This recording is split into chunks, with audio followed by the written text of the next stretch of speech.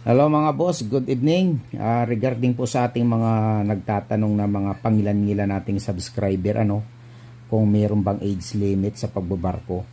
Ang mayroon pong age limit, lilinawin ko, ang mayroon pong age limit yung mga nag-aral ng maritime courses, lalo na kung sila nangangarap na maging officer. Talagang sila may age limit. Pero sa mga skilled mga boss, kahit 40 ka na mahigit magbarko, napaka halaga nun kasi ang tinitingnan doon ng mga recruitment at saka ng kumpanya yung taglay mo nga skilled na mahabang panahon sa land base, kasi sa barko iba-iba yung trabaho. Kapag ikaw ay skilled boss, for skilled na trabaho ang gagawin mo, kung welder, machinist, plumber, varnisher, carpenter, sa mga cruise ship, yung mga binabanggit ko boss, napakaraming trabaho doon. Pero kung ikaw ay talagang maritime courses at natagalan kang hindi makasakay, mahirap na mga boss. Mas mahirap makasakay yung mga nag-aral ng maritime.